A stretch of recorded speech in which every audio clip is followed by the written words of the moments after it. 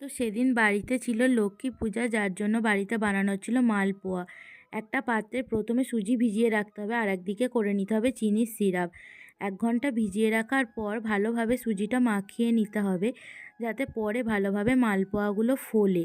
তো তারপরে তার মধ্যে অল্প অল্প করে দিয়ে দিতে হবে ময়দা। তো ময়দা দিয়েও আর একবার ভালো করে মাখিয়ে নিতে হবে। তারপরে দিতে হবে পরিমাণ মতো লবণ। তো লবণ দিয়েও আর একবার ভালো করে মাখিয়ে নিতে হবে। আর অল্প অল্প করে দিতে হবে চিনির সিরাপ। খুব একটা কনসিস্টেন্সিটা মোটাও হবে না, খুব একটা পাতলাও হবে না। তো তোমরা ভিডিওর মধ্যেই দেখতে পাবে যে কনসিস্টেন্সিটা কেমন হবে।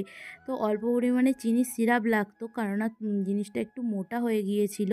তো আর একটু পাতলা করে নেওয়ার জন্য চিনির সিরাপ দিয়ে দিল। আর একটুখানি দিতে হবে যাতে কনসিস্টেন্সিটা একটু পাতলা হয়। তো দেখো এই রকম কনসিস্টেন্সিটা হবে। তারপর কড়াই গরম হয়ে এলে তার মধ্যে একে একে ছেড়ে দিতে হবে মালপোয়াগুলো।